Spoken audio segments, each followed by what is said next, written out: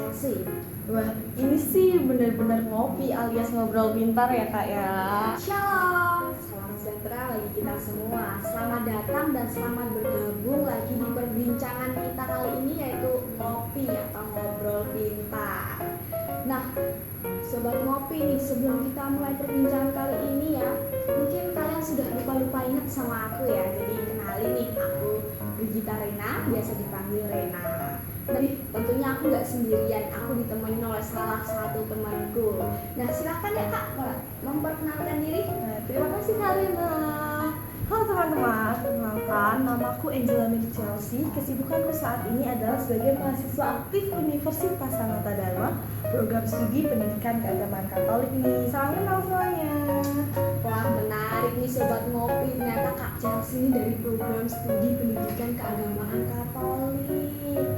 Nah, kira-kira nih sebelum kita mulai perbincangan hari ini, kan Kak Chelsea dari program studi pendidikan keagamaan Katolik ya.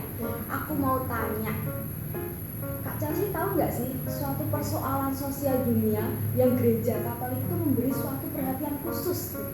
Wih, menurut persoalan gereja Katolik nih yang diberi perhatian khusus adalah tentang keadilan sosial. Gitu. Kalau menurut saya ya. Ternyata benar nih sobat ngopi, apa yang dibilang Kak Chelsea, bahwa gereja ini memberi suatu perhatian khusus, diantaranya yaitu persoalan tentang keadilan tersebut. Nah sobat ngopi nih, daripada kita penasaran ya, langsung aja ya kita masuk ke inti ngopi kita hari ini, inti ngobrol pintar kita hari ini. Check it out. Sobat ngopi, kali ini kita akan berbincang tentang salah satu tema, yaitu beragama itu beragam, bukan seragam. Jadi penasaran nih. Nah, ngopi kali ini disampaikan atas perasaan tentang suatu kasus perdamaian yang semakin marak ya, enggak cuma di perdamaian dunia, tentunya juga perdamaian di masyarakat sekitar. Tema yang cukup sensitif nih bagi beberapa kalangan yang belum bisa menerima perbedaan seperti ini nih. Jadi takut nih waktu bahas atau seperti catatan ya, takut diprotes gitu deh. Ups. Betul Kak Chelsea, terlebih di bangsa kita ya, bangsa Indonesia, dan di era globalisasi saat ini. Nah, aku mau minta Kak Chelsea nih, sebutin salah satu semboyan bangsa Indonesia dan juga didefinisikan secara singkat tuh kira-kira apa ya Kak? Bukan salah satu, memang satu-satunya semboyan itu, yaitu Bhinneka Tunggal Ika, yang artinya berbeda-beda tetapi tetap satu jua. Seperti apa yang kita tahu, Indonesia itu luas dan terdiri dari berbagai macam suku, budaya, dan ras. Bukan hanya itu, Indonesia mengakui ada 7 aliran kepercayaan nih. Nah, bukan sebuah masalah, justru ini menjadikan Indonesia ini semakin kaya. Jadi kita harus bersatu menjadi suatu negara kesatuan Republik Indonesia pastinya. Dengan harapan perdamaian itu terjalin di seluruh penjuru Indonesia. Betul banget nih apa yang dikatain Kak Chelsea nih sobat ngopi. Tadi aku menggarisbawahi ya tentang kasus-kasus atau konflik nih, khususnya dalam suatu umat beragama. Sekarang nih Kak Chelsea, aku mau tanya lagi, karena aku di sini banyak pertanyaan ya Kak. Biar sobat ngopi ini juga tahu nih apa sih yang ada di dunia ini tentang persoalan-persoalan umat beragama. Persoalan yang paling mencolok menurut saya adalah diskriminasi. Sering banget tuh muncul berita tentang perundungan, bahkan ancaman terhadap individu maupun kelompok kepercayaan tertentu. Oh, jadi seperti itu ya. Ternyata sobat ngopi Kak Chelsea ini emang salah satu kaum muda yang cukup update soal kasus-kasus yang terjadi nih. Atau Kak Chelsea ini pernah mengalami ya kasus-kasus atau persoalan tentang diskriminasi lah ya itu ya. Apakah aku kira-kira mau denger dong ceritanya Kak Chelsea nih. Penasaran nih, jadi langsung mulai cerita aja ya. Boleh Kak. Waktu itu aku mengikuti sebuah doa lingkungan. Nah, kebetulan kotaku ini termasuk dalam kota santri. Bukan menyalahkan sebuah agama, tetapi lebih kepada keprihatinan umat beragama yang tidak mencerminkan bahwa dia ini beragama gitu loh. Nah, waktu itu aku sedang berdoa bersama warga lingkunganku di salah satu rumah warga, dan di situ terjadi penolakan dari tetangga-tetangganya. Lebih terfokus pada tetangga yang rumahnya berada tepat di depannya. Sampingnya. Oh iya, iya. Jadi waktu kita sedang berdoa lingkungan seperti pendalaman iman seperti biasanya itu, tetangga tersebut itu tuh menyalakan motornya dan digas tuh, brum itu, dan itu beberapa kali dan sangat kencang. Kemudian yang kedua, membuka nutup pintu. Dia membuka nutup pintu secara kencang, dibuka jegleng gitu, ada suaranya ya.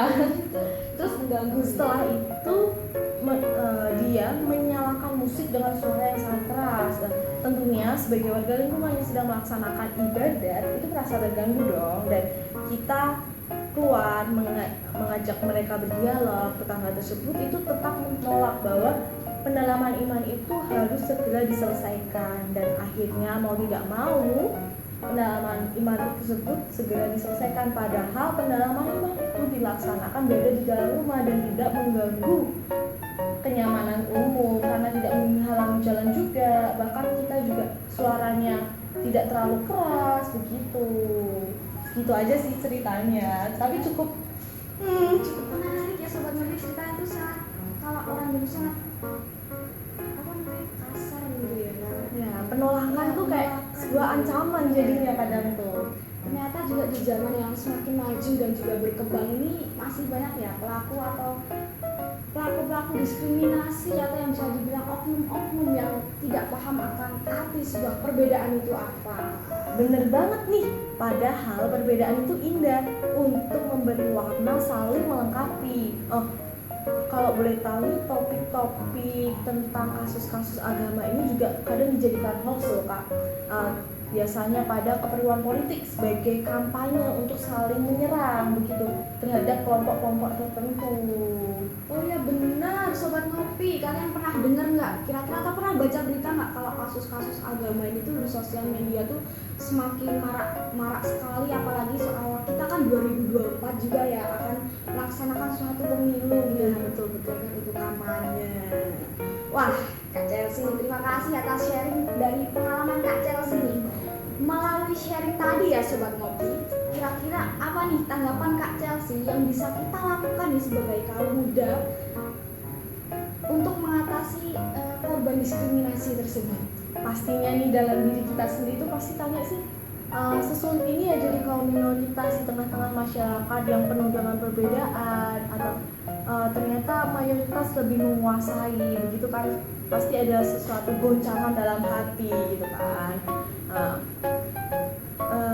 Tapi itu semua itu tergantung dari pemikiran kita dan cara kita menanggapinya. Kita mau menanggapi dari sisi positif atau dari sisi negatif. Bisa saja memang kita yang kurang terbuka nih Kak.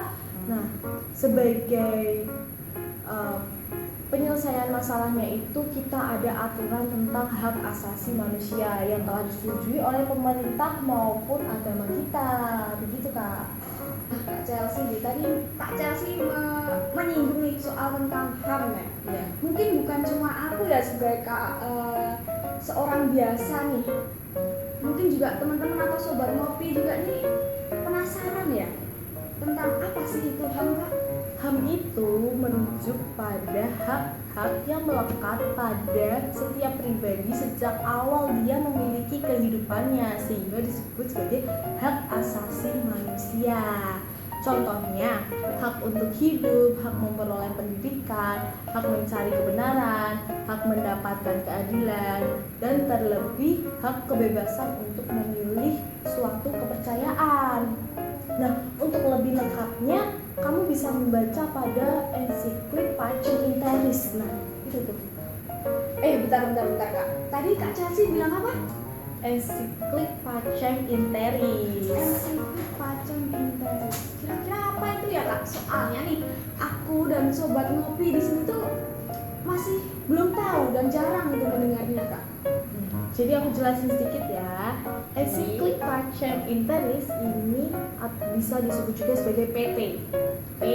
PT ya. PT ya sobat Pacem in Terris ditulis oleh Paus Paus Yohanes ke-23 dan lebih membahas pada perdamaian dengan menekankan pada hak asasi manusia seperti martabat manusia, tanggung jawab sosial, di mana ini termasuk dalam dokumen ajaran sosial gereja atau ASG. Nah, pasti juga jadi pertanyaan juga nih, apa sih ASG, fungsinya apa? Benar Kak, ASG itu apa sih kira-kira?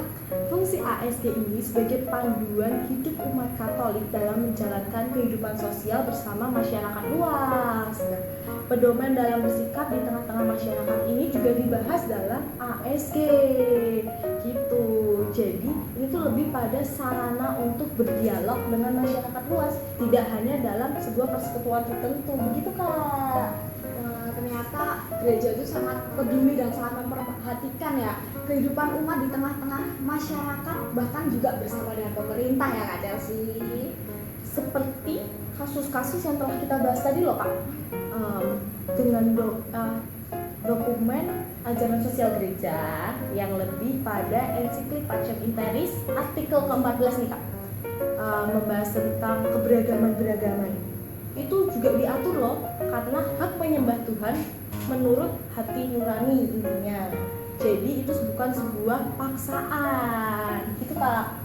Nah, untuk lebih memperdalamnya, setiap pribadi ini memiliki kebebasan. Seperti apa yang tadi setelah aku sebutkan ini, ada yang namanya hak kebebasan begitu. Jadi dalam PT ini menyatakan kita juga berhak mendapatkan perlindungan saat kita memiliki hak kebebasan untuk memiliki suatu kepercayaan tertentu begitu Kak. Oh, jadi seperti itu ya Kak Chelsea. Nah, mungkin gini ya Kak Chelsea, berarti secara tidak langsung nih kita, terutama juga sobat ngopi nih, diminta untuk saling menghormati dan menghargai suatu perbedaan ya, sebagai suatu kewajiban juga. Dengan kata lain ya, kita tuh harus melakukan toleransi gitu kan. Betul banget nih, seperti apa yang telah dikatakan Kak Rena tadi. Kalau aku sudah membahas tentang hak-hak, Kak Rena tadi menyebutkan tentang kewajiban. Dalam Pacem in Terris atau PT juga membahas tentang kewajiban nih Kak. Iya, jadi ada keseimbangan antara hak dan kewajiban yang kita miliki dan harus kita lakukan begitu. Seperti itu ya Kak. Nah, tadi tuh Kak Chelsea, kalau sobat ngopi dengar Kak Chelsea tadi mengatakan tentang dokumen ajaran sosial gereja, yaitu Pacem in Terris tadi ya Kak. Ya. Berarti dari dokumen tersebut ada dong cara yang dianjurkan untuk dilakukan sebagai nasihat dalam menjalankan suatu kehidupan sosial Kak. Dokumen ajaran sosial gereja itu bukan semata-mata hanya memberikan tentang materi, tetapi juga memberikan teladan untuk dipraktekkan. Gereja Katolik ini merujuk pada sebuah dialog sebagai salah satu usaha menjaga perdamaian antar umat beragama dalam kehidupan sosial Kak. Oh gitu Kak. Oh ya, aku juga pernah dengar nih, pas sobat ngopi juga pernah tahu nih tentang adanya persoalan gereja bersama Bapak Paus Fransiskus yang berdialog dengan Uni Emirat Arab ya, dengan Imam Besar Al-Azhar. Itu kira-kira benar nggak ya Kak?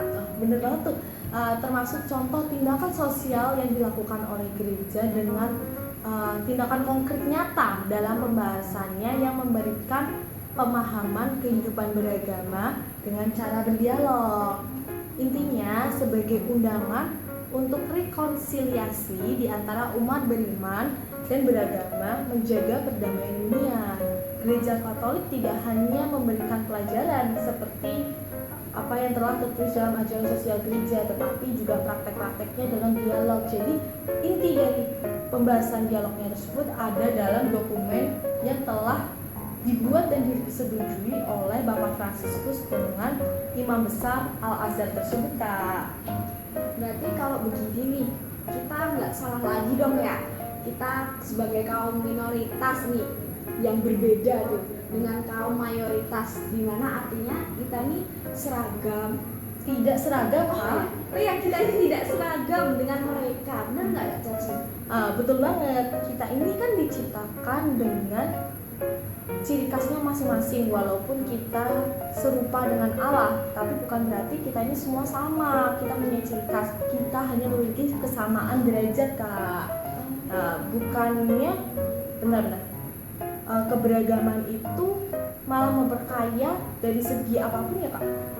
Ya benar apa yang dikatakan Kak Chelsea, bahwa keragaman itu emang memperkaya dari segi apapun, maupun segi sosial maupun dalam segi budaya Kak. By the way nih Kak, apa nih yang bisa dilakukan untuk kita semua, terutama kaum muda dan sobat ngopi yang ada di rumah, yang merupakan suatu aset dan harapan serta masa depan gereja dan dunia Kak? Pertanyaan yang bagus dan aku tunggu-tunggu nih. Pastinya kaum muda ini memiliki peran yang besar karena mereka ini sebagai harapan dan generasi selanjutnya yang diharapkan mampu memegang kendali masa depan. Dengan membuat jembatan-jembatan perdamaian, hidup damai merupakan cita-cita setiap pribadi. Bener nggak Kak? Bener banget Kak. Masa iya sih kita tidak memiliki kesadaran untuk mewujudkannya? Pastinya kita ada kesadaran dong untuk mewujudkan yang namanya keadilan, kebenaran, serta mempertahankan yang terpenting tadi adalah hak asasi manusia. Bener Kak Chelsea, tapi nih mungkin sobat ngopi juga kebingungan ya. Kenapa sih harus kaum muda yang menggaungkan hal tersebut? Hei kalian kaum muda, jangan pernah mengeluh seperti itu. Karena kita kaum muda telah memiliki tanggung jawab sebagai generasi selanjutnya dan telah diberi kepercayaan ini sebagai bentuk dari hak dan kewajiban kita melalui ciri khas kita dengan memiliki semangat yang membara, pemikiran kritis dan ide-ide yang kreatif serta inovatif. Intinya kaum muda ini lebih paham secara modern untuk melengkapi dan mengembangkan sesuatu yang telah ada nih Kak. Berarti kalau begini tujuan kita udah jelas ya, untuk mencapai suatu perdamaian dunia. Lalu dengan alasan apa lagi kita sebagai kaum muda nih menolak untuk mewujudkannya, yaitu untuk menjadi agen perdamaian. Jadi nih sobat ngopi, kalian harus berani untuk mewujudkan suatu atau untuk menjadi agen-agen perdamaian. Benar nggak Kak Chelsea? Iya benar. Jadi agen perdamaian itu adalah suatu tindakan yang harus kita lakukan nih. Seperti Gereja Katolik telah secara jelas menjawab dan menjelaskan persoalan sosial yang telah kita hadapi dan harus kita selesaikan nih. Jadi tidak mengenal segala lapisan usia sih sebenarnya Kak. Cuma karena kita lagi ngobrolnya dari sisi pandang orang muda, jadi orang muda nih yang lebih ditekanin. Bener nih Kak Chelsea, jadi orang muda tuh harus bersemangat mewujudkan perdamaian yang ada. Gimana nih menurut teman-teman ngopi, kita udah berbicara sesuai tema belum? Obrolan kita kali ini sudah memberikan suatu pelajaran belum, terutama tentang ASG tadi? Gimana nih menurut Kak Chelsea? Wah ini sih benar-benar ngopi alias ngobrol pintar ya Kak ya. Pastinya obrolan ini tuh jadi pelajaran baru bagi kita semua. Karena harapannya obrolan ini tuh menjadi penggugah kesadaran kita tentang kehidupan sosial, khususnya tentang beragama dan keberagaman. Mengulik dokumen ajaran sosial gereja dan ensiklik Pacem in Terris mampu meningkatkan ketertarikan pribadi dalam literasi. Jadi kita tuh tidak hanya melihat tentang kasus-kasus, tapi kita juga melihat bagaimana sih cara penyelesaiannya yang baik gitu Kak. Kalau aku sih ya siapa yang dikatakan Kak Chelsea tadi, bahwa dalam hidup beragama itu emang sangat banyak kita tuh memiliki, ada kira-kira tadi Kak Chelsea mengungkapkan bahwa ada 7 agama. Jadi kita itu beragam, Bukan seragam. bukan seragam ya. Iya. Tapi dalam keberagaman tersebut kita juga harus toleransi dan saling menghormati ya sobat ngopi. Nah sobat ngopi, sepertinya obrolan pintar kali ini yang santai nih sudah mau berakhir ya. Jadi terima kasih juga kepada sobat ngopi yang telah menyimak nih obrolan dari awal sampai akhir. Dan juga terima kasih kepada Kak Chelsea bisa hadir di sini untuk sebagai narasumber kita. Maaf ya teman-teman kalau misalnya aku juga ada kesalahan dalam penyampaian, karena aku juga masih belajar nih. Kita belajar bagaimana ya sebagai kaum muda. Ingat apa tema kita? Beragama itu beragam, bukan seragam. Baik teman-teman, kita akhiri perbincangan ngopi santai kita kali ini. Aku Rena ingin mengucapkan terima kasih telah menyimak perbincangan kita berdua. Semoga bermanfaat. Mohon maaf apabila ada kesalahan dalam tutur kata maupun dalam bersikap ya, secara disengaja maupun tidak sengaja, dan yang kurang berkenan di hati. Dan saat ini kami berdua mengucapkan Sampai jumpa dan berkah dalam.